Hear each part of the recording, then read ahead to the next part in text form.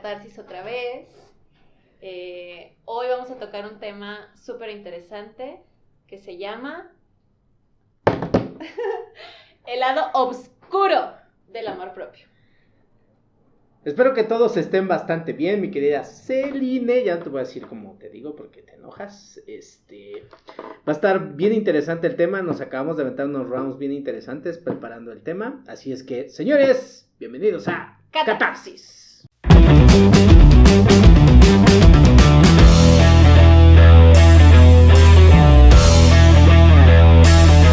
A ver, Iván, vamos a hablar de este tema que está bastante de moda.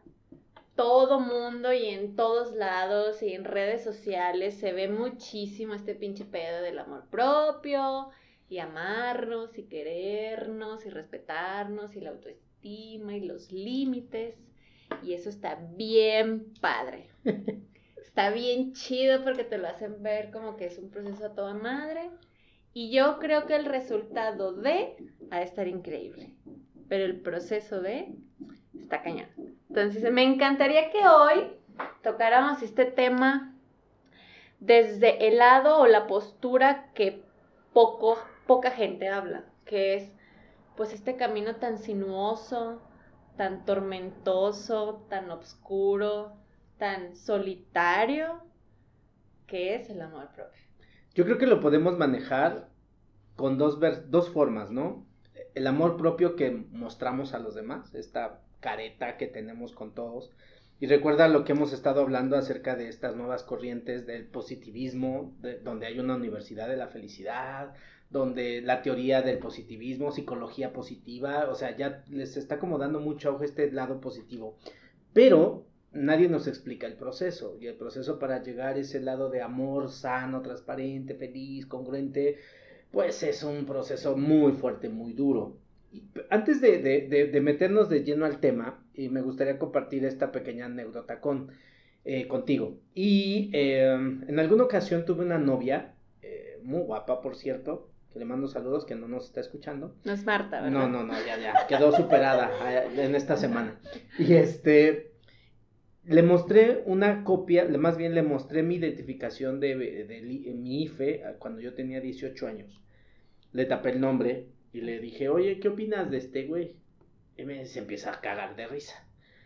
Y le digo, ¿por qué? ¿Por qué la risa? Y me dice, no mames, ni el saludo le da. Y empezó a despotricar bien cabrón. Y le dije, tan gacho está. Es que no mames, me parece pinche indio y que no sé qué tanto rollo. Me dice, ¿quién es? Le digo, soy yo, cuando tenía 18 años.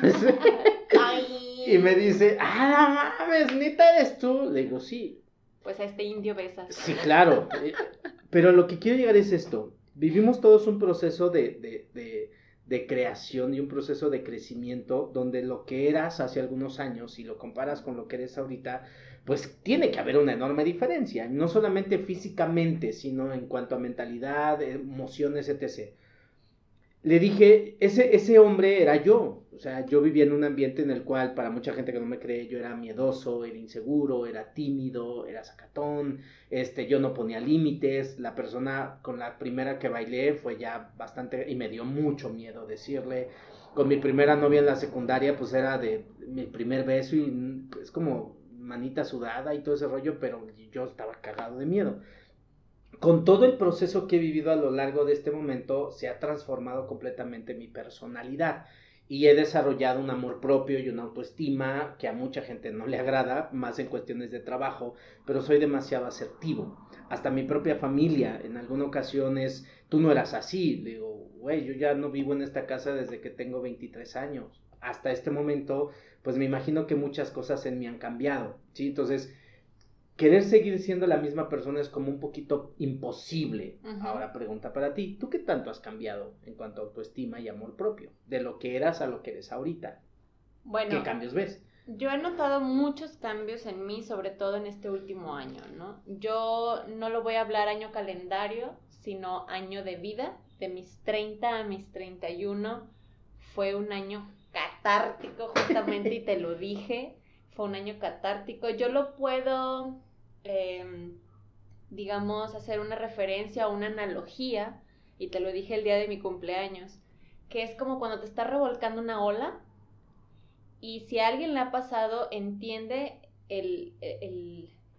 la paranoia que se tiene cuando estás debajo del agua, cuando todo te está dando vueltas, cuando se te está acabando el aire, cuando no hayas ni cómo salir y no sabes si estás de pie, de cabeza, de lado, acostado, volteado, no sabes nada. Mágicamente puedes salir, respiras 5 segundos y te vuelves a sumergir y otra vez y ves tu vida pasar en 10 segundos que se vuelven 10 años abajo del agua. Y esa analogía es perfecta para describir lo que ha sido este proceso. No ha terminado, obviamente, pero de los 30 a los 31 fue, yo creo que lo más fuerte, porque es donde hubo resistencia y fue donde hubo cierto miedo al cambio. Cuando yo cumplí 31, te lo expresé a las 12 y cachito que me escribiste, que estaba llorando, porque me sentía como cuando logras salir de esa revolcada que te está pegando la ola, agatas y te acuestas sobre la arena llorando porque pudiste salir de eso. Y es un agradecimiento y ahora sí prometes ser mejor y ahora sí prometes hacer 1000 cosas y cumplir todos tus sueños, pero un agradecimiento y volteas para atrás y ves un mar tan en calma que no puedes creer que hace 5 segundos te estaba metiendo la revolcada de tu vida. Ese para mí es un claro ejemplo de lo que fue iniciar este proceso de amor propio. Hay muchos cambios, ¿por qué? Porque decidí comenzar a quitarme ciertos miedos, o más bien afrontar ciertos miedos. No es quitarlos, sino aprender a vivir con ellos y sacarlos del armario donde los tienes y después traerlos como llavero y saber que son parte de ti, pero ya no te imponen tanto, ¿no? Hay cambios porque creo que quitamos, o me ayudaste a quitar máscaras con las que yo me expresaba en mi día a día, en mi vida, y creo que eso es lo que más cambios he visto.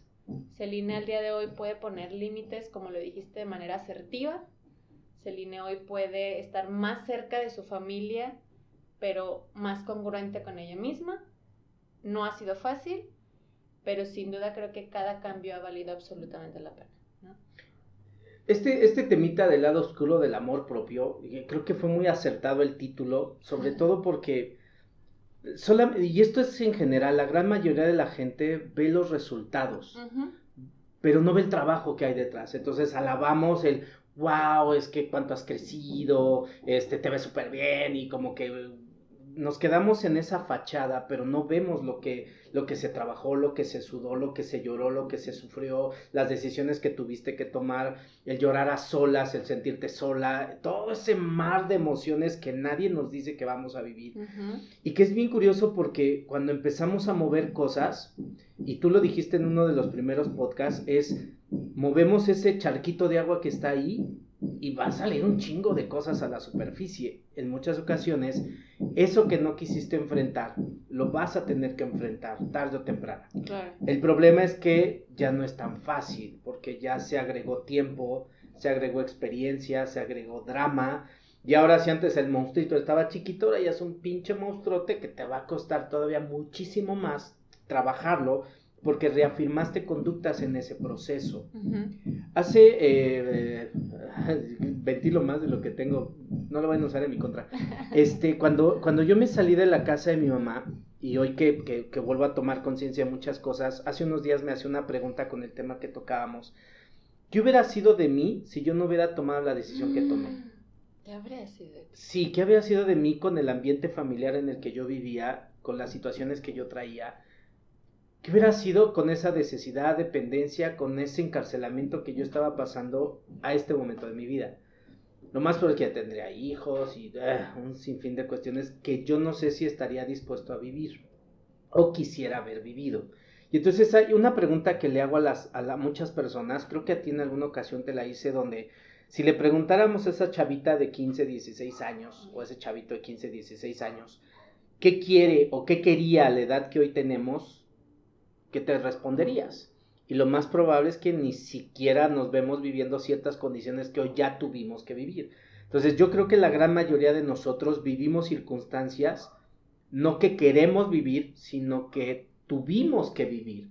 Y vamos tomando las mejores decisiones para nuestro entendimiento, para nuestra capacidad, para nuestra experiencia, para nuestro tiempo presente, y de ahí se van generando otro sinfín de consecuencias que probablemente no contemplemos y que de todos modos vamos a tener que lidiar. Entonces yo creo que la gran mayoría de las personas no vivimos lo que queremos, nos adaptamos a lo que vivimos y a partir de ahí vamos tomando una serie de decisiones. Y hay otra pregunta que les digo, y creo que también te la hice. Si tuviéramos la posibilidad de poder mandar todo a la chingada sin ninguna consecuencia, sin lastimar a nadie, sin borrar todo esto y empezar de cero, ¿lo haríamos? Y luego, no, es que yo estoy encantada con mi vida. Le digo, no seas hipócrita, o sea, hay cosas que vivimos que no queremos, decisiones que tomamos que no es que pendejo. Sí, pero es que eso te dé aprendizaje, sí, pero hubiera sido menos doloroso. Yo creo que todos podríamos pedir un respiro, un reset y decir, va de nuevo, y voy a tomar diferentes decisiones para crear una realidad diferente. Entonces, este tema del amor propio que fue muy acertado, a lo mejor hoy nos vamos a poner un poquito más duros en cuanto al tema, porque vamos a quitarle todo el romanticismo. Yo te vi en un proceso, probablemente tú no conoces mi proceso de formación y de preparación, pero también no fue nada sencillo, ¿sí? A mí me enseñaron mucho a formar carácter, tomar decisiones, afrontar consecuencias. En algún momento un maestro me decía, el fin justifica los medios. Y otro maestro me decía, no, sí es importante el medio, ¿sí? Porque el karma y todo esto. Entonces tengo como las dos escuelas, tanto la vieja escuela como la nueva escuela. El problema de la gente es que solamente nos enfocamos en el resultado, pero no en el trabajo.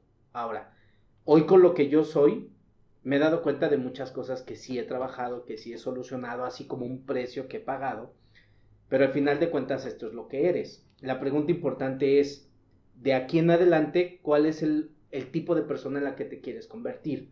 Mentalmente, profesionalmente, espiritualmente también, porque ya se abre ese canal, etc, etc, etc. Entonces, para eso estamos desarrollando y este tema. Está increíble. Bueno, más que ponerle el lado, bueno, creo que tú le vas a poner el lado rudo, como siempre, y yo el lado sentimental, porque yo sí tengo sentimientos. Okay. A mí este tema me pone más sensible que dura. O sea, este tema es una fibra sensible, es una fibra que me hace llorar bastante. Hay algo que te lo dije hace un momento en la plática, siento como que se están viniendo muchos recuerdos a mi cabeza. Hace yo exactamente un año estaba metiéndome a esta revolcada de la ola.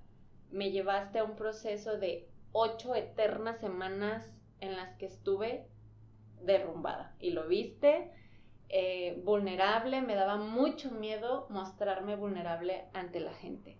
Mi careta siempre fue una mujer súper fuerte, súper independiente, súper decisiva para hacer cualquier cosa, muy vale madre, muy aquí mis chicharrones truenan, pero al final era una careta que yo tenía que mantener, porque si yo me mostraba como realmente soy, que soy una persona sensible y vulnerable, sentía que la gente se iba a aprovechar de mí.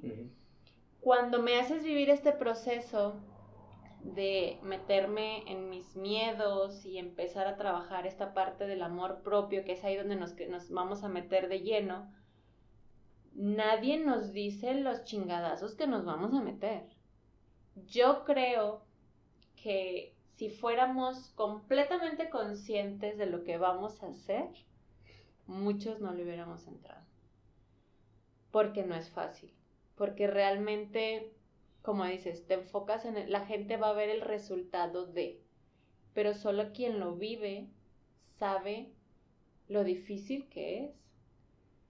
Llorar sin explicación que surja y de repente digas, ¿qué me pasa? Es algo inexplicable, porque yo realmente me acuerdo y te lo compartí, te decía, es que ya no sé por qué lloro, pero estoy llorando y llorando, y eran días de llorar y llorar, y no era bueno, a veces sí, pero era mucho estar sentada comiendo y mis lágrimas rodaban y rodaban y rodaban y rodaban, y era un sentimiento de nostalgia y de tristeza enorme, que en algún momento me dijiste, y yo creo que ese ejemplo me salvó.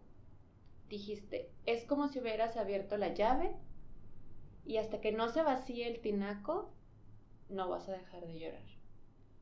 Porque ese tinaco se ha llenado de años de represión de sentimientos tristes, años de cosas que te han lastimado y que en lugar de llorarlas, pusiste la careta de, me vale madre, voy a salir yo sola y yo puedo y a la chingada y no sé qué. Y al final solo era reprimir y reprimir y reprimir emociones, dolores, tristezas, angustias, ¿no? Creo que esa es la parte en la que no nos gusta este proceso del amor propio. Un proceso en el que sientes que hasta un palillo te va a perforar y te vas a desangrar porque estás completamente débil y completamente indefensa. Yo creo que eso es una de las cosas más difíciles del amor propio, lo indefensa que te vuelves.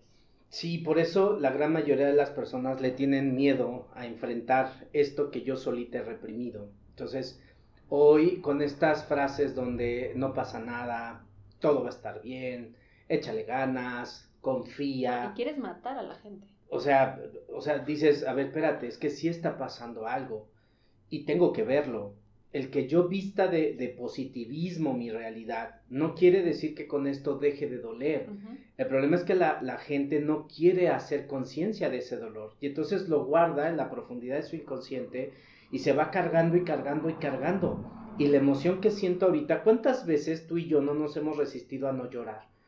A no sentirnos tristes, a no sentirnos vulnerables, a no vernos derrotados. ¿Por qué razón? Porque no, ni madres, no les va a dar gusto, o chinguen a su madre todos. Y empezamos con estas actitudes que en realidad sí está pasando algo, pero estás llenando. Llega un momento en el cual, como tú lo hiciste, como yo lo he hecho, abres esa llave y dices, no mames, pero ¿por qué sale tanta agua? O sea, me voy a deshidratar con esto. Sí te la dije una vez. Sí, me voy a morir aquí. ¿Pero por qué? Porque no solamente estoy lidiando con esta situación que me está moviendo, sino con todos los años de represión que he estado cargando. Y tengo que soltar, y que quede claro, y esto se los invito a todos, es, no le tengas miedo a tus emociones, y te lo he compartido, conócete vulnerable, conócete en esa faceta en la que más daño te han hecho, pero te lo han hecho porque no has querido verlo, porque no has querido concientizar ese daño. Y entonces cuando yo veo ese daño y veo el dolor que carga y de dónde viene y por qué está y cómo se creó y cómo se alimentó, entonces vas a decir, ah, mira, no estás tan mal como yo pensaba. Ahora el detalle es que yo ya no voy a permitir que te lastimen porque ya te estoy viendo. Estoy integrando esta parte de ti, pero tengo que aprenderme a conocer en esa parte, ¿sí? La gente no quiere sentirse triste, no quiere sentirse mal, hoy ya están tristes, ya ando depre, y entonces me voy a poner a hacer qué hacer. No, espérate, no evadas la emoción, porque Exacto. te va a costar la mitad del otro cuando abras esa situación. Claro. Es importantísimo trabajar. Yo creo que lo que sucede también es que socialmente nos han hecho ver que esas emociones no están bien. Y no está bien expresarlas. Socialmente permitido. Ajá, exacto, no está socialmente permitido llorar. ¿Cuántas veces nos hemos tenido que esconder para llorar? Ok.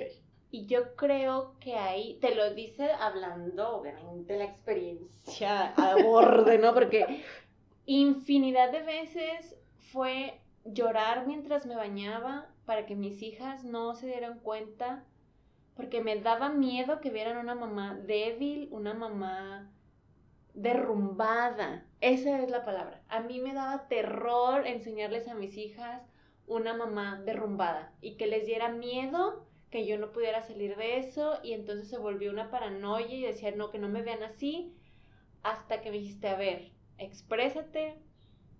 Me abrí con ellas, les dije, mamá está pasando por un proceso, no tiene nada que ver con ustedes, porque les veía su carita cuando me llegaban a ver con los ojos hinchados, como así como que, ¿y ahora no qué matar, hice? No, o sea, ¿de ahora qué hicimos? O sea, les dije, esto no es su culpa, esto no tiene nada que ver con ustedes, mamá está trabajando y mamá necesita soltar esta emoción, y llorar es parte de sanar y mamá va a estar bien. Y fue increíble el cambio que yo vi en mis hijas. Yo podía llorar mientras estaba en el comedor y ellas arriba, y bajaban y sin decirme nada me abrazaban, y entonces se volvió contención. Y esa emoción que reprimí, que no quise expresar, nos acercó más y nos hizo más fuertes. Claro. Y nos hizo un mejor equipo. Y ahí fue donde yo entendí que se puede crear mucha empatía con una emoción de vulnerabilidad, no desde la víctima, que Claro. quede muy claro, Ujú. sino desde el simple hecho de expresar una emoción como lo es cualquier otra. Y esa parte yo creo que era la que más miedo le tenía a las emociones, entre comillas, débiles, que me hacían ver una mujer débil, vulnerable, pero que hoy entiendo que es parte del proceso, ¿no? Y nadie nos enseña a vivir esas emociones. Mira, en terapia, y esto es algo que aprendí con el tiempo, existen dos tipos de emociones. Una emoción que a mí me gusta llamarle visceral, ¿sí? Se conoce como emoción primaria. Y la segunda emoción se conoce como emoción secundaria, pero a mí me gusta llamarle emoción social. Entonces, la emoción visceral es esa emoción que surge de forma automática, espontánea, que está fuera de tu control y saca la peor versión de ti. La peor. Y entonces de repente la mujer, ¡ay, que se muere este perro! Pero en realidad no lo estás sintiendo, deseando. Pero ahí está. Y claro, está bien que lo expreses. El problema es que existe la emoción social que está llena de fórmulas que no funcionan. Valores, principios, ética, moral y todo este rollo. Que lo que hace es ocultar, porque no está permitido sentir la emoción visceral. ¿Sí? Entonces, pongo un ejemplo en terapia. Estamos en pareja y de repente estamos peleando. ¿Sí? Y levantamos los tonos y nos empezamos a encabronar. Y entonces yo te quiero decir, pues chingas a tu madre. Pero una parte de mí que es la educada dice, no debes de expresarte así. Y aparece la voz de la madre, ¿no? Porque una señorita no dice eso. Y entonces, no es que yo lo sienta, es el calor del momento. Claro. El problema es, no si te lo digo o no te lo digo, sino lo que hago con esa emoción. La gran mayoría de las personas lo que hace es enganchar una emoción social para disfrazar la emoción visceral. ¿Sí? Entonces estamos enojados, yo estoy por dentro así de, ¡ay, hija de tu chingada madre! Pero entonces respiro, porque en alguien tiene que caber la prudencia, me relajo y dices, a ver, ya tranquila, ya no va a pasar nada, todos estamos bien y ya, feliz. Entonces, hija de la chingada. Entonces, esta emoción que no te estoy expresando, pero que sí estoy sintiendo, y que la gran mayoría de la gente se la traga, ¿sí? No es que, voy a meditar y voy a respirar profundamente y el universo conspira a mi favor y nada, ¿cómo dice esta otra? Dios conmigo, ¿quién contra mí? Está chido, pero la emoción está contenida. Claro. Está ahí, está y guardada. Y tendrá que salir en algún momento. Y decía un maestro, la emoción que no se viva fluirá sin tu permiso y no te va a gustar cómo. ¿Sí? Entonces, ahora imagínate que esa emoción que está ahí guardada, que es un enojo y es una frustración, de repente me la vuelves a aplicar, me la vuelves a hacer, me vuelvo a encabronar, no te vuelvo a decir nada y me vuelvo a reprimir. Entonces ya es una emoción que estaba reprimida, más la nueva que estoy reprimiendo, ya se acumula, y se acumula, y se acumula, y se acumula. Y después pasa que me dicen que es que peleamos por pendejadas. Digo, no estás peleando por pendejadas. Esa pendejada es un pretexto idóneo para sacar a relucir toda la emoción que traes. Entonces, ojo con esto. Si no haces contacto con las emociones que reprimes, no va a haber una liberación. Porque la emoción que procesamos es una emoción muy racionalizada. Lo primero que te enseñé fue no racionalices la emoción. ¿Ok? No le encuentres un porqué a la emoción. Está y vívela, súfrela, gózala, lo que sea. Deja que fluya y luego ya mentalizas o ya racionalizas del por qué te sientes de esa forma. Pero al principio no lo hagas. Ejemplo, te levantaste de malas. Y entonces empezamos a ver, pero ¿por qué estoy de malas? Si tengo salud, todo está perfecto, mis hijas son sanas, Dios me bendice. Pues sí, pues estás emperrado. ¿Por qué? No sé. Mejor déjalo salir, date 5 o 10 minutos, vive esa emoción y luego ya vemos. Por eso, ojo, la gran mayoría de las enfermedades son psicosomáticas. ¿Qué quiere decir esto? Que vamos a somatizar un conflicto emocional por la represión que hacemos y que se va a somatizar con una enfermedad. ¿Ok? No es de, grita, pega, no. Tenemos que encontrar, además de la emoción, es qué es lo que no me permite expresar la emoción. Es una programación, es una experiencia, es un mensaje, es una provisión, es una carga transgeneracional. Por eso estos mensajes que de repente, no, tú dile. Sí, a lo mejor a ti te funciona, pero a mí no, porque yo traigo otra historia parecida a la que tú traes, o diferente. Pero entonces, si no puedes expresar una emoción, la primera pregunta que me gustaría que aprendiéramos a hacernos es, ¿qué me impide expresar la emoción? mis hijas, no me quiero ver débil. ¿Qué es lo que hay ahí que no me permite expresar?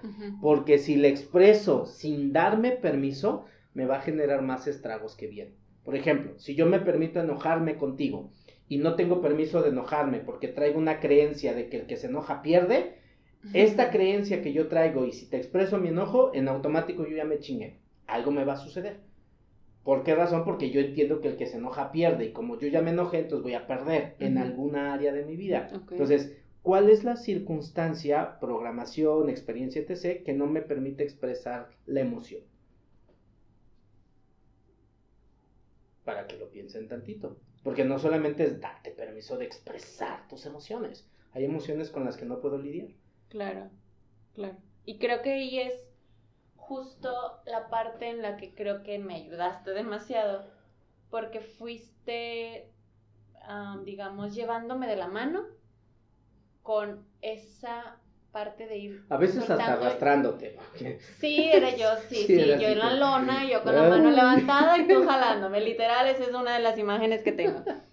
Pero fue como empezar este lado oscuro del amor propio, en el sentido de empezar como a quitar las capas de una cebolla y llegar al mero centro y darte Contigo fue un cuchillo bien afilado. O sea, no fue capa por capa, sí fue. No sé por qué fuiste tan cruel conmigo, pero es verdad. Fue así, al directito al cora.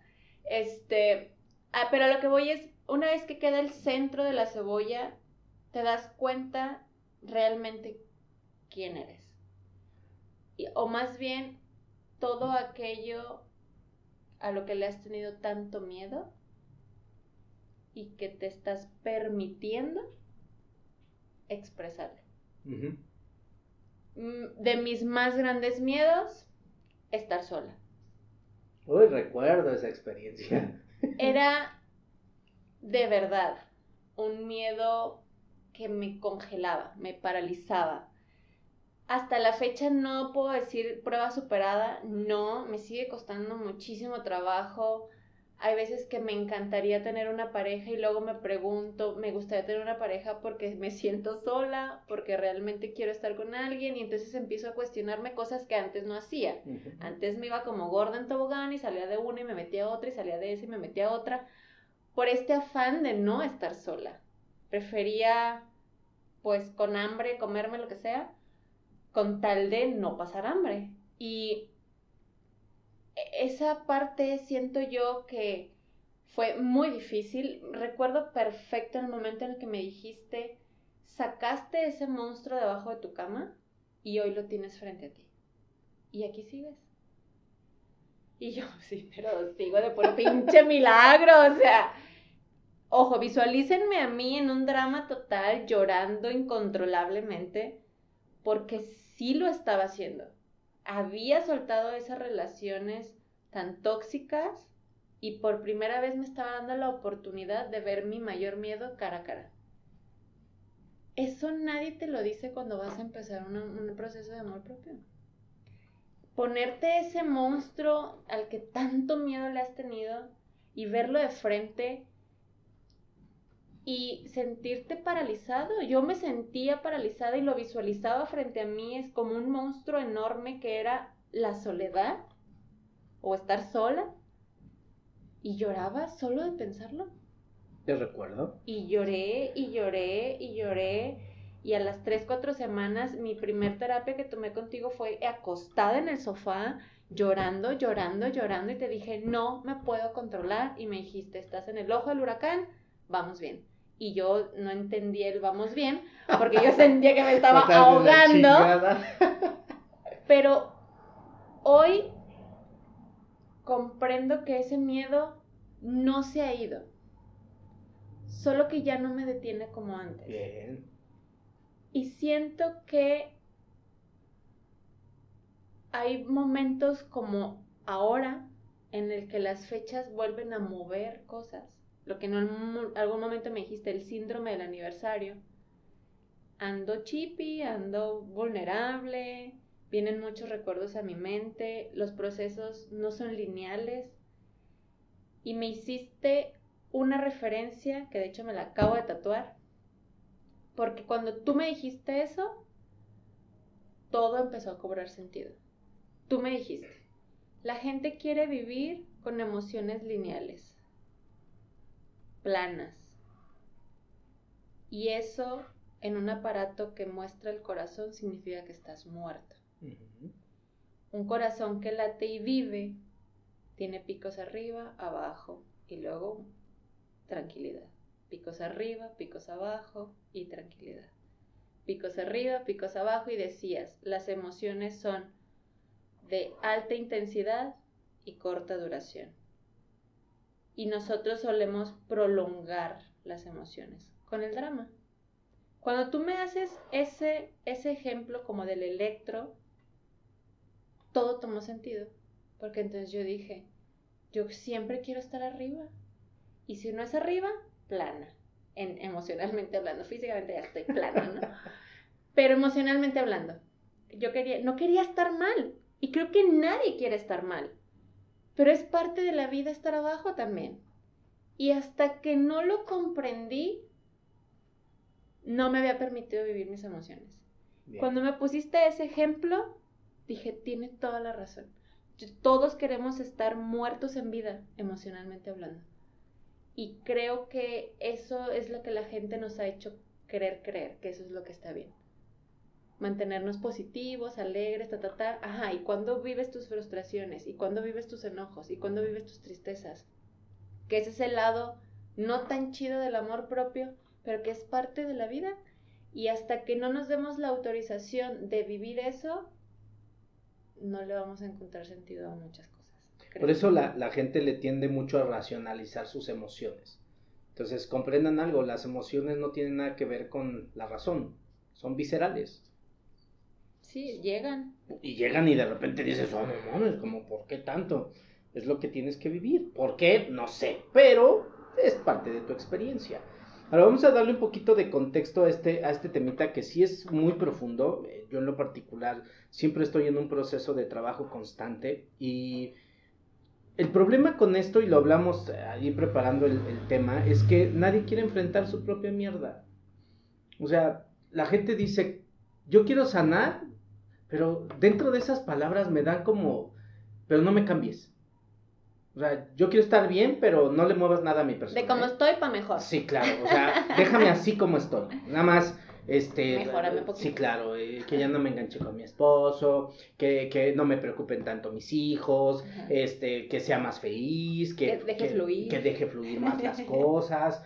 Le digo, sí, pero es que vas a tener que hacer un trabajo, o sea, y por eso hablamos tanto en los primeros podcasts acerca de esta mierda, porque la gente no quiere soltar eso. O sea, no quiere soltar aquello que me enferma. Sí, voy a poner un caso de una persona que ella sufría mucho ansiedad. Y cuando la hago consciente le digo, quien te provoca la ansiedad es tu marido. O sea, literalmente me manda a chingar a mi madre. Después de 2-3 sesiones entiende y dice, sí, hoy entiendo por qué. Genealógicamente hablando, el esposo era doble de la madre. ¿Cómo es tu madre? Cuando trabajé a la madre, entonces en automático en el esposo se dejaron de reflejar ciertas cosas. Él seguía teniendo las mismas conductas, no querían decir, entonces cambió el marido. Mágicamente, wow, salacamula, chachicomula. Sí, claro, sino que lo que tú me activabas a mí, ya no me activas, porque ya lo trabajé acá. Uh-huh. ¿Sí? Entonces a ti ya te veo como la persona que eres, no como la que mi inconsciente te quiere proyectar. Uh-huh. Entonces, vámonos a este lado oscuro del amor propio, que esto es bien interesante. Para esto necesitamos que entiendan cómo funciona el inconsciente. Uh-huh. ¿Sí? Hay una estadística que dice que más o menos el 98, casi 99.9 de todo lo que vivimos es una proyección inconsciente. Puta madre. ¿Ok? O sea que nuestro inconsciente tiene un chingo de información. Ahora, para quien no conoce qué es la mente inconsciente, la mente consciente es aquella con la cual piensas y razonas, uh-huh, con la cual tomas decisiones, etc.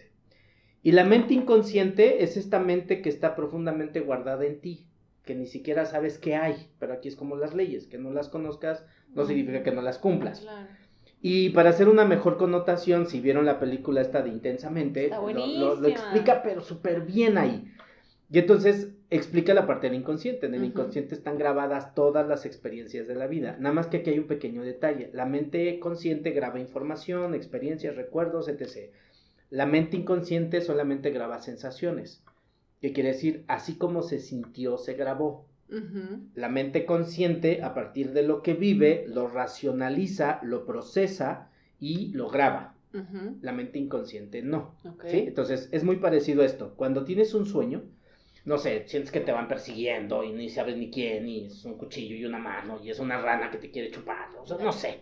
Y pasan un chingo porque el inconsciente es simbólico. Entonces, puede ser que estés hasta corriendo y te levantas del sueño y te levantas con esta sensación. Ajá. Entonces, hay muchas cosas que son completamente inconscientes, pero para la mente inconsciente son completamente reales, Ujú. pero que en realidad no existen. Por eso es tan importante que comprendamos que si para ti existe, es real, aunque no exista. ¿Sí? Lo voy a plantear de esta forma para que no me veas con cara de moped.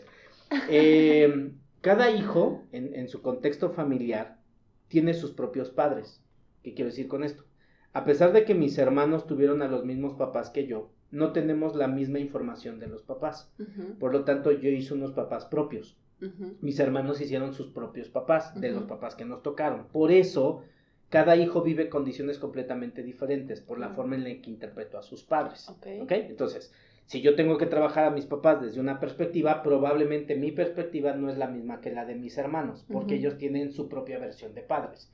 Yo tengo que trabajar a los míos, ¿sí? Hay ocasiones en las cuales tú le reclamas algo a tus papás y el hermano dice, no, pero mis papás nunca fueron así. Contigo, claro. desde tu experiencia no lo tienes, pero yo que a lo mejor fui un primogénito, que me tocó situaciones más difíciles, más complejas, que yo sí las traigo grabadas, pero tú no. Entonces Ujú. vamos a partir desde ahí. Cada uno tiene una propia interpretación de la realidad. Ahora, te quiero hacer esta pregunta a ti, porque es parte del tema. Válgame. ¿Cómo podemos definir el concepto de autoestima, o mejor dicho, amor propio? ¿Cómo lo definirías tú? Una bendita putiza. Ok. Pero para que nuestro público pueda entenderlo, ¿qué sería el amor propio para ti? Para mí, el amor propio es un... Ay, me voy a sonar de diccionario, bien filosófica. Pues Bueno, dale, Marta de Baile. yo siento que es un camino de autodescubrimiento. Es un juego en el que tienes que quitar el pie de primera base y soltarte. Y confiar. Porque va a haber muchas cosas que no vas a comprender, Ok. pero que van a suceder. Vamos a ligar. Ego, personalidad, autoestima, amor propio, tienen como la misma liga. Sí, Ujú. tienen como... Una te va a llevar a la otra. Y al final Yeah. de cuentas son como lo mismo, nada más que diferente contexto, mismo resultado. Entonces el amor propio se va a dar si hay una buena estima, que es autoestima. Para Ujú. tener una buena autoestima hay que desarrollar una buena personalidad. Para que Ujú. esta personalidad se dé, hay que trabajar bien el ego. ¿Ok? Ujú. Entonces vámonos a Que la el ego base del siempre ego. es algo negativo. No. O sea, lo tenemos en una connotación negativa. Sí, pero no. El ego es ego, nada más. No es ni bueno ni malo. Ok. No hay el contexto de... Pues, es muy ególatra. Eso quiere decir que el ego está súper inflado. Tiene un Ujú. concepto súper expuesto de él mismo. Ujú. No es malo, dependiendo del tipo de resultado que te dé. Claro. En las 3 líneas vamos a trabajar amor propio, me gusta más llamarle autoestima o autoconcepto. ¿Sí? Entonces, ¿qué significa esto?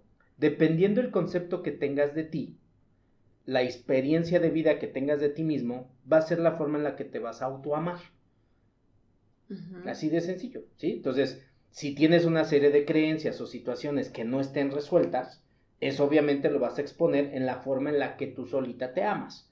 O no te amo. O no. Es que también es una forma de amarte. ¿Me explico? Entonces, ¿El no amarte es una forma de sí, amarte? sí, exacto. O sea, porque así es como me amo. Ajá. ¿Sí? Suena todo trillado, pero en realidad es una expresión negativa, lo ponemos entre comillas, de un amor. Ujú. Por ejemplo, hay personas que sus parejas las golpean. Para ellas está bien. ¿Por qué razón? Porque hay parejas que dices que si no me golpea siento que me engaña.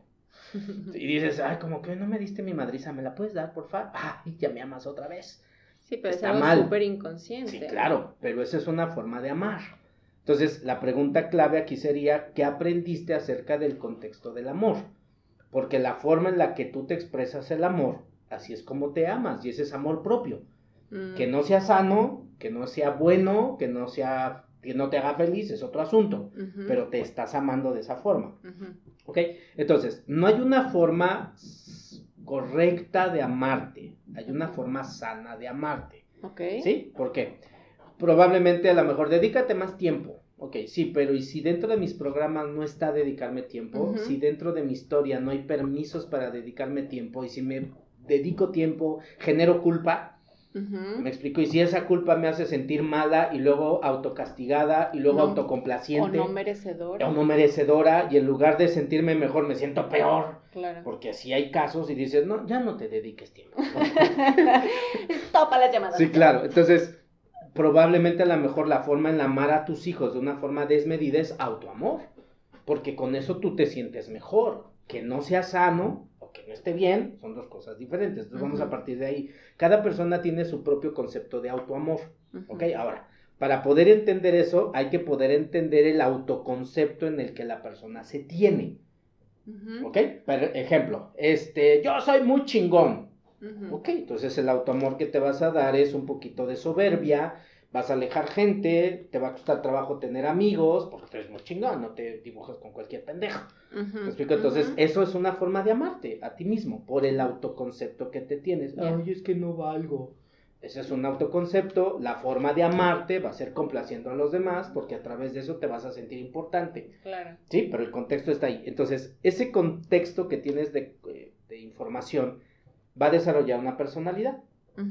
Esta personalidad está propiciada por tu ego. Entonces, para terminar de alinear, el amor propio es el concepto que tienes de ti, las conclusiones que has sacado de ti a partir de las experiencias que tú has vivido. El problema con esto es el siguiente, y tú lo dijiste hace un ratito. Nadie se sentó conmigo a darme contexto de lo que estoy viviendo, como lo hiciste con tus hijas.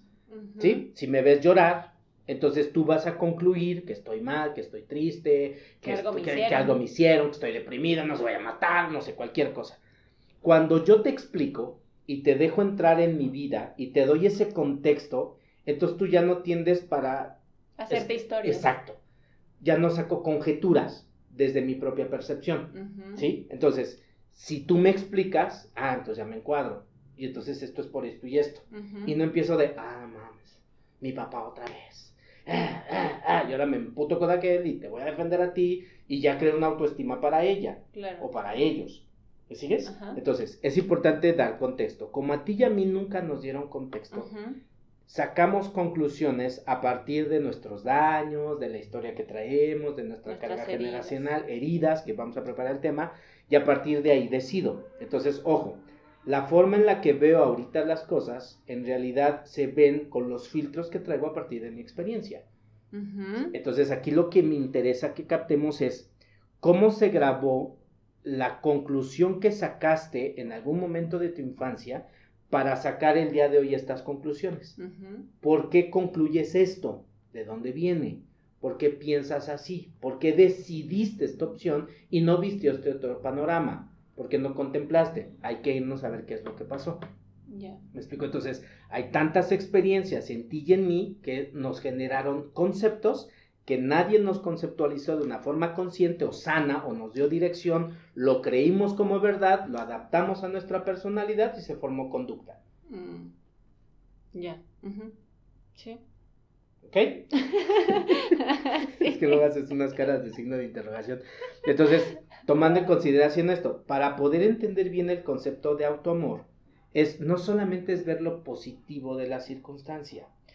Me gustó cuando propusiste el tema del aspecto negativo del autoamor, porque tengo que aprender a ver ese dolor y toda esa circunstancia que se grabó con los conceptos que yo viví, porque nadie me explicó, nadie me dijo que esto era así.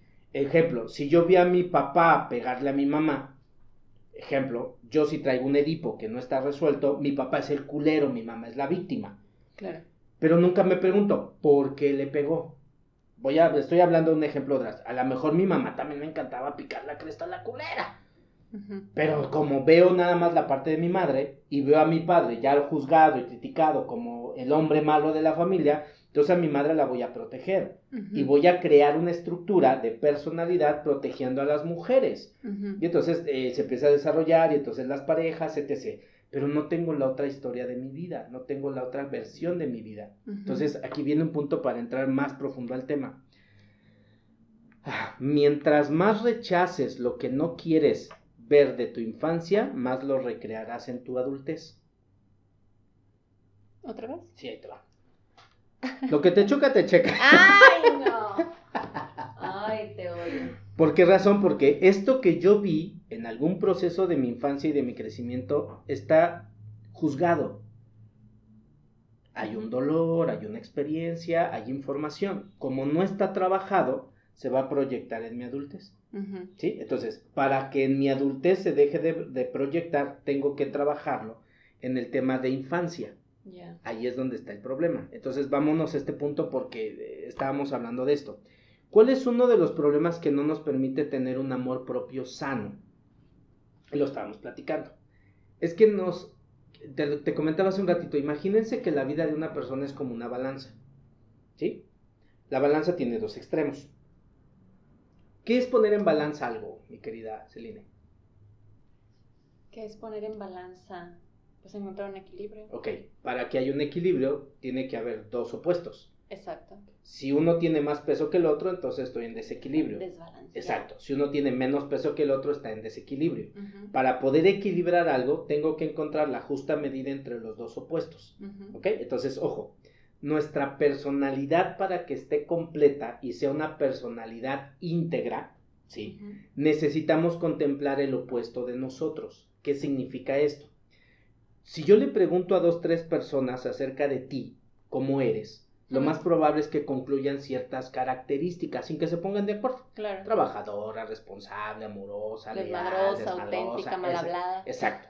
Esa es una versión de ti que Sí. ellos tienen. Pero solamente están viendo una parte de ti, Ujú. porque hay otra parte que no les has permitido ver, como por ejemplo tu vulnerabilidad. Claro. Eso no dejo que lo veas, porque si lo ves te puedes aprovechar de mí, porque hay un concepto ahí. Ajá. Para poder estar en equilibrio, mi trabajo personal es hacer un análisis del opuesto de mi vida y luego integrarlo en mi vida. Ujú. ¿Para qué? Para entonces concebirme como un ser completo. Ujú. Si yo me concibo solamente como buena persona, amorosa, cuidadora, cariñosa, solamente estoy cuidando una parte de la balanza. Ujú. Mi pregunta entonces es, ¿cómo pones límites? ¿Cómo dices que no? ¿A quién le dices que no? Claro. Cuando tu extremo más fuerte es a todo mundo ayuda, entonces está la otra parte donde dices, ¿y cómo ayudas a quien no lo merece? Ujú. ¿Cómo ayudas a que ya, o cómo vuelves a ayudar a quien ya te traicionó? Ujú. Ay, es que si Dios perdonó, ¿por qué yo no? Sigo en el contexto de buena. Ujú. Y uno de los efectos que tiene el inconsciente es el siguiente. Lo anotaste por ahí. Entonces, todo aquello que yo no pueda hacer contigo, alguien más me lo va a venir a hacer a mí, como proyección de mi propia resistencia. ¡Qué fuerte! Entonces, si yo no te puedo decir que no a ti, porque yo soy bueno, alguien no me va a ayudar con lo que yo necesito. Ejemplo bien común. Yo le di todo a mis hijos, los amé demasiado, me desviví por ellos, y ahora me enfermo y nadie me cuida. Ujú. Hijos de la chingada. Eso, no, ¿cuál hijos de la chingada? Eso se debe a que nunca les permitiste, mejor dicho, nunca te permitiste no dar con tus propios límites. Diste desbordadamente, pero nunca controlaste el dar. Ujú. Por lo tanto, no sabes recibir. Ujú. Y si no sabes recibir, menos vas a saber pedir. Ujú. ¿Me explico? Entonces, esto que yo estoy reflejando, en realidad es un opuesto de lo que he construido. Entonces, yo recomiendo una cosa, que aquí viene lo interesante. Aprendo a darme permiso de voltear a ver la otra parte de mi balanza. Porque no la veo. Y entonces aplicamos algo que estábamos hablando fuera de, que se llama la ley del péndulo. Ujú. Y entonces voy a pasar de un punto al otro, no para polarizarme, sino para experimentar la parte que no me han permitido experimentar. Ujú. Cuando viven ese proceso, entonces, una de las cosas más comunes que se dan, que nos damos cuenta de que sí estamos haciendo terapia, es cuando de un punto paso al otro, empiezo a causar incomodidad. Claro. ¿Sí? Entonces, ay, es que tú siempre nos Sí, ayudabas. o ¿por qué estás cambiando tanto? Exacto, tú no Ajá. salías, Ajá. ahora ya te ¿A qué se debe maquillas, esa actitud tan no que vas a rebelde? terapia, ¿sí? Y entonces dices, pues va a ser muy buena tu terapia. Entonces, cuando te des cuenta que estás causando incomodidad, te estás pasando al otro lado de la balanza. Estás en el otro extremo de la balanza y luego, porque también tiene que haber un equilibrio, te vas a volver a pasar al otro extremo. Va a haber un proceso y te Un consta, pimponeo. sí, pero cabrón, vas a estar de un lado al otro. La ventaja de esto es que estar en un punto al otro, lo que va a hacer es que dejes de manejarte de forma tan extrema. Ujú. Porque si estás aquí y sueltas el péndulo, ¡fum!, se va a ir el otro extremo con la misma intensidad y al mismo lugar, nada más que opuesto. Opuesto, claro. Cuando dejes de estar acá y sueltes otra vez para acá, Ajá. nada más que aquí va a haber un punto en el cual vas a empezar Se a va encontrar tu equilibrar. equilibrio. Ujú. Nada más el detalle es que esto va a llevar tiempo. Ay, un chingo de tiempo. Y vas a adquirir la experiencia de estar aquí, luego acá, luego aquí, luego acá. Esto lo aprendí en el tarot. Ok. No puedes ser una persona 100% buena, porque tienes una parte humana. Ujú. Por eso estas personas que todo lo espiritualizan y todo le tratan de encontrar un sentido mágico a las cosas, almas comunicándose, está bien, pero ¿y qué hay con la otra parte? ¿Qué hay con estas emociones que por estar siempre en paz no quieres lidiar? Es que yo nunca me enojo. Pues te va a cargar la chingada. ¿Por qué razón? Porque si te enojas es un instinto de supervivencia enojarte, porque enojarte te permite defenderte. Ujú. Y es sano que te defiendas. Claro. No, es que yo en lugar de eso mejor mando bendiciones. Está bien, pero ¿cómo pones límites? Claro, Me explico cómo pones un límite a esa persona que ya te lastimó y te ofendió. por supuesto. Por eso tienes que aprender a estar en una balanza y en un equilibrio. Esto va a llevar un tiempo. No puede ser buena, no puede ser malo. Es una mezcla. Tienes que aprender a hacer los dos. Luz y obscuridad. Claro. En lo que no te permita hacer es donde más sufrimiento vas a tener. Y efecto de sombra. Aquello que tú no te permitas hacer en otros, alguien te lo va a venir a hacer a ti. Increíble. Creo que con eso vamos a cerrar esta parte y me encantaría que entráramos a la sección de la putiza para hacer el resumen de este tema tan interesante. ¿Te late? Sí, y como lo hemos venido haciendo, la voz de la experiencia quieres tú. ¿Cómo fue para ti vivir ese proceso duro de amarte a ti misma? Ay, no, porque yo voy a llorar. Llora, estamos en confianza, estamos tú y yo, nadie nos escucha. Todavía. Yo creo que de las cosas que más me costaron fue ese péndulo del que acabas de hablar. Definitivamente, conforme fui introduciéndome a este tema del amor propio, me fui a extremos muy cabrones, ¿no?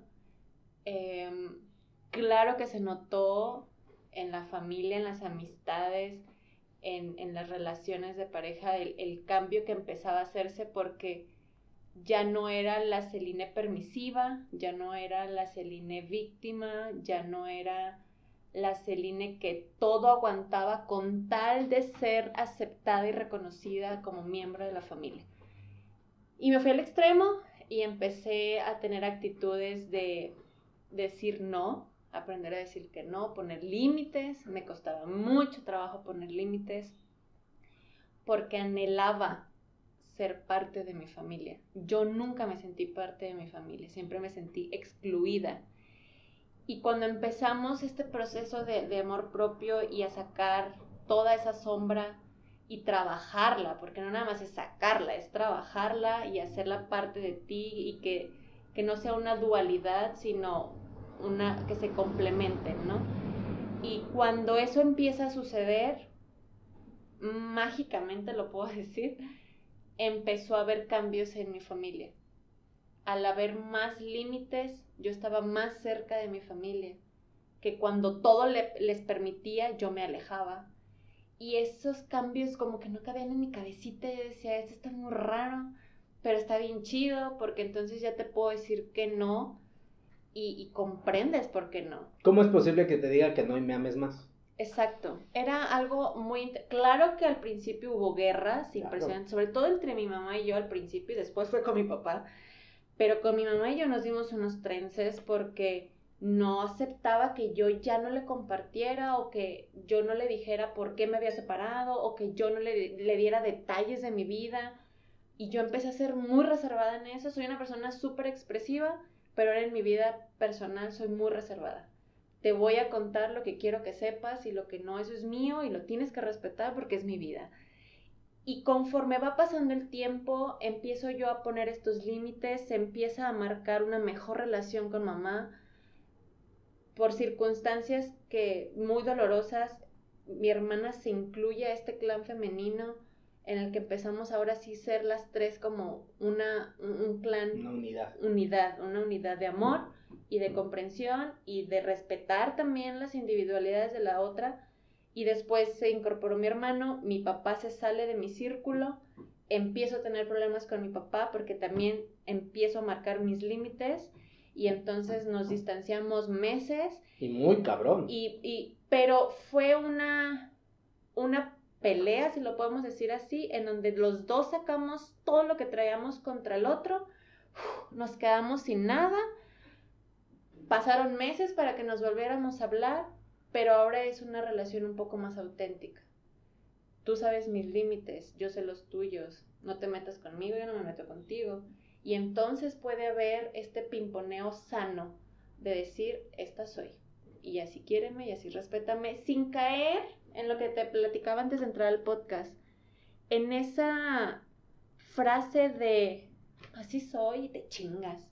Creo que hay una línea muy delgada entre el amor propio y ponernos límites a sentirnos producto terminado y decir, pues si quieres, esto es lo que hay y allá tú decides. Siento que debe de haber flexibilidad también en esta parte de que sí vamos a aceptar y que no.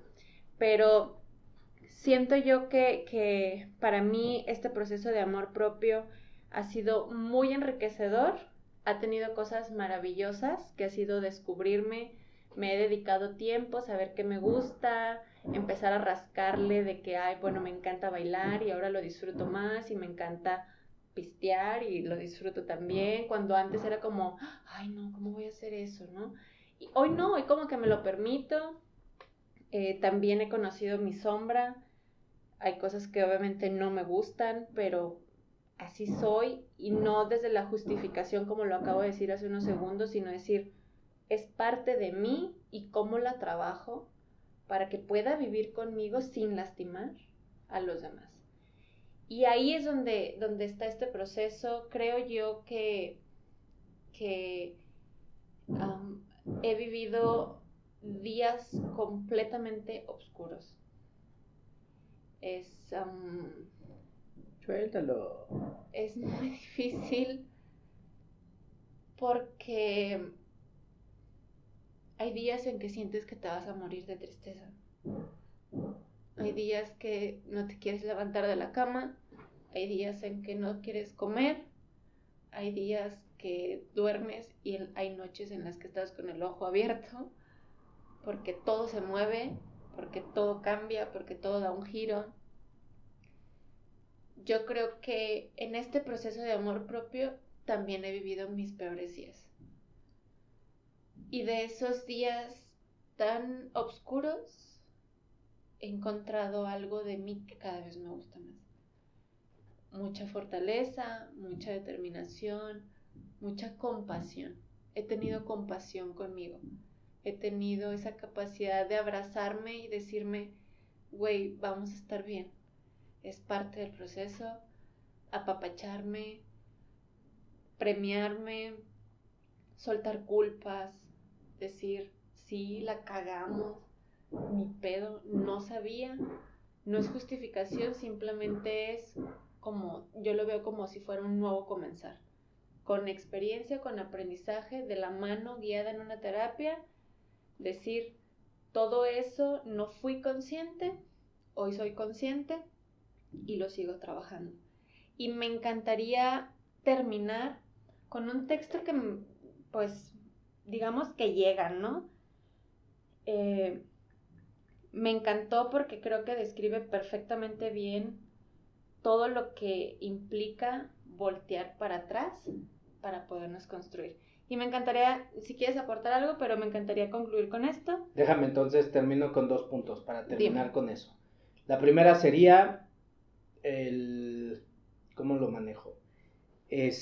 Con esto que acabas de comentar es, conócete en tu peor versión, porque eso te llevará a amarte mejor, ¿sí? Nada más, eso sería un punto. Y segundo, es, para poder hacer los cambios que necesitas, tienes que estar dispuesto a renunciar hasta a ti mismo, a tu forma de verte, a tu forma de contemplarte, a tu forma de ver las cosas, porque dentro de eso hay mucha neurosis. Entonces, salte de esos cuadros mentales para que puedas ver, como decía Leonó, más allá de lo evidente. Entonces, y 2 reglas que me gustaría así rapidísimo darles. Una, no te estés chingando tú solo. O sea, deja de estarte atacando, cuestionando, criticándote, deplorándote tú solo. Está bien, la cagamos y todos. De repente se vale. Hay errores con los que vas a tener que lidiar más fuertes que otros. Y apapáchate. Y la segunda es, consiéntete. Obviamente sí hay que hacer un trabajo, claro. Pero son dos cosas muy recomendables. No te chingues tú solo, que te quede claro que tampoco te consientas tu propio pendejismo. No mames, güey, la caga, pero la caga, no hay pedo. No, también analízate. Y la segunda es, conviértete en tu mejor amigo. Terminamos con esto, mi querido Sally. Encontré este texto que se llama Arqueología. Dice, mirar al pasado no como un modo de rompernos nuevamente, ni en la búsqueda de repetir lamentos. Mirar al pasado para ir recogiendo pedazos de nosotros en una labor tranquila, como un arqueólogo de las emociones que juntando restos trata de formar el puzzle del entendimiento y poder así comprender poco a poco el error originario, el epicentro que nos trajo este dolor, aquella angustia. No conozco otra manera de crecer que equivocarse y hacer después, humildemente, una buena labor de arqueología. Me encantó el texto, yo creo que define perfectamente bien lo que hacemos en un trabajo de amor propio. Nos volvemos arqueólogos de las emociones. Busque terapia, es importante, solos no lo vas a poder hacer. Y Jamás. Además de todo lo que hay en la actualidad, de todas las herramientas de acompañamiento, sí es importante, pero yo creo que trabajar amor propio, sano, congruente y a futuro, es como abrir una lata de lombrices y te las vas a tener que tragar. Sin duda. Porque hay mucha historia ahí. Demasiado. Mucha historia. Por eso quiero terminar yo con esto que decía Stephen Covey. En la actualidad, la gran mayoría de la gente trabaja ética de la personalidad. Dice, caemos bien, cerramos ventas, pero no por carácter, sino porque caemos bien. Dice, la ética de carácter es entereza, firmeza, que ante la tempestad no te quiebres. Y hoy mucha gente se quiebra ante las pequeñas cosas que nos pasan. Ve lo que está sucediendo hoy en día. Y nada más decía un ejemplo él. Antes la gente de carácter cerraba contratos de mano. Hoy tiene que haber abogados, tiene que haber un sinfín de cosas porque ya no puedes confiar en la palabra del otro. Claro. Hemos perdido carácter, hemos perdido firmeza, nos hemos vuelto huecos en cuanto a convicciones personales. Cualquier cosa que nos haga sentir mejor, creemos, pero nada más es por el momento, pero no desarrollamos carácter. Recuerden esto, la metáfora del bambú, ¿sí? Que el bambú crece hacia abajo los primeros 5 años y el último año crece hacia arriba. La gente quiere ver el crecimiento hacia arriba, aunque no tenga raíces. Trabajen en raíces. Celi. Que así sea. Pues nos vemos la próxima semanita. Interesante tema. Muchas gracias por acompañarnos y seguiremos con estos temas bastante padres. Cuídate mucho. Cuídate mucho. Saludos. Sé feliz y pórtense mal. Bye. Bye.